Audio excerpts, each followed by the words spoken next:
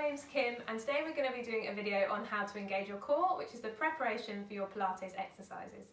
So your core muscles are muscles that should be continuously working to keep you in a really good posture so that your body can work in the best way. So we want to think about our core muscles. The simplest way of thinking about them is like a bucket. So they go right across the bottom of your pelvis, up the back of your spine and underneath your diaphragm. If you've had an injury or you've got poor posture, you might find these muscles are a little bit weak and don't work as well as they should do. So this video is going to take you through where those muscles are, how you can get them working, and then how you can go about strengthening those muscles if you find that they are a little bit weak. So we're going to do these exercises on the floor, which is the easiest way that you can get those muscles working. Obviously, as you get stronger, you can also do it in sitting and standing, but for today we're just going to concentrate on lying down on the floor to get those muscles working. So the equipment that you will need before you start is somewhere nice and soft to lie. So you can use a mat if you've got one. If not, a blanket or a soft carpet will be absolutely fine. Try not to do it on a bed just because you'll dip into funny postures and then you won't be doing it quite as well as you should. So you need a little bit of a firm surface. Head pillow wise, if you've got a Pilates 1-inch head pillow, you can use that. If you haven't got one of them, don't worry, you can just use a hand towel that's folded up to go under your head. So we're going to go down onto the floor and get into a rest position, which is a Pilates position lying on your back, which is the simplest position for starting a lot of the basic exercises. We're then going to find those core muscles and I'm going to give you two different options of how you can get those muscles working. Okay, so let's go down onto our mats. So you're going to roll onto your back with your knees bent up and your feet together. So the first thing we're going to do is start from our feet and work all the way up to our heads to get into a really good posture. So we're going to start by separating your toes away from each other, so toes out to the side, and then you're going to do your heels out to the side. So this will take your legs into a hip width position, so you don't have to think about how big your hips are, it'll just do it for you. So you should now have a gap between your knees, so you want to keep that gap between your knees, it should be big enough for a small ball, so you're going to keep that there. From there we're going to come up to your hips, so you're going to make a diamond with your hands. You're going to put your thumbs on your tummy button and lie your fingers flat on the rest of your tummy. I want you to imagine you've got a marble in that diamond and we're going to have a go at tipping the diamond one way and the other to get the marble moving. So keep your hands on your tummy and we're going to imagine we're rolling the marble down towards your fingers. So you're going to arch your back away from the floor, so you've now got a gap underneath your back and the marble would roll down towards your fingers. And then you're going to go the opposite way, so squashing your back into the floor so you can't get underneath your back, so the marble would roll up to your thumbs. And again, so you're going to go arching away from the floor, so the marble would roll down towards your fingers, and squashing into the floor, so the marble would roll up to your thumbs. Have a go at this, doing a little tip one way and the other. If this is quite difficult or stiff, just have a little practice at this before you move on the rest of the video. So we're going to do another tip one way, so arching away and then squashing down into the floor, and then I want you to find somewhere in between the two so that your tummy is nice and flat and your marble would stay nice and still. When you're happy with that position, we're going to move on to your ribs. So pop your hands on your ribs. I just want you to imagine you're relaxing your ribs down. So think about lying on a desert island and you're relaxing your ribs down into the sand. So if you got up, you would see little rib lines in the sand. So you want to make sure you are still breathing, so don't hold your breath.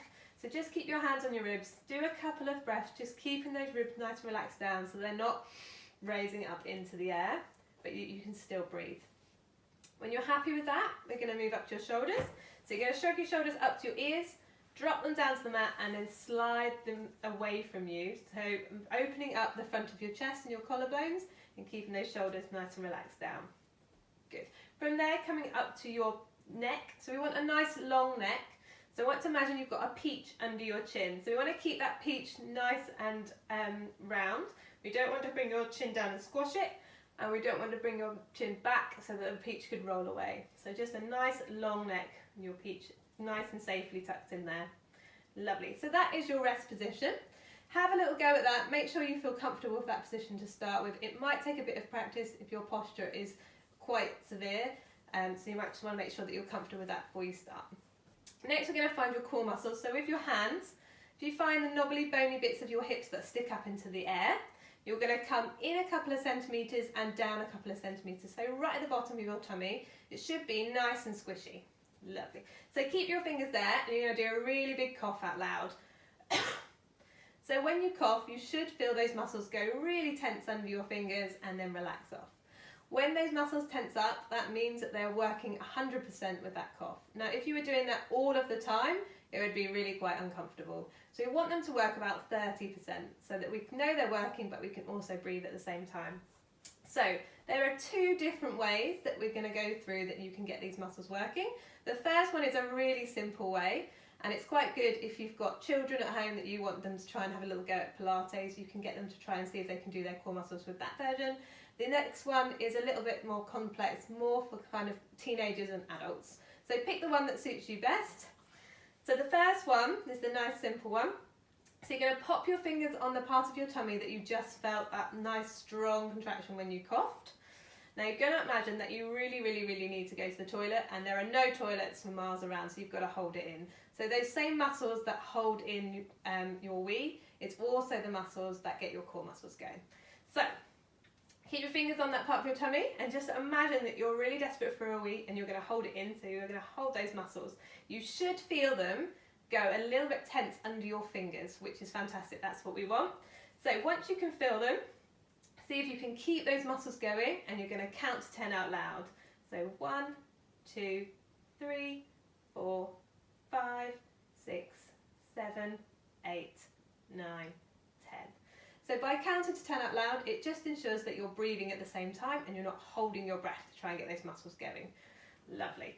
So the next version that you can do, which is a little bit more complicated to think about, is about having a lift. So you want to imagine you've got a lift on your tummy with 10 floors, and you want to imagine you're bringing that lift up 3 floors.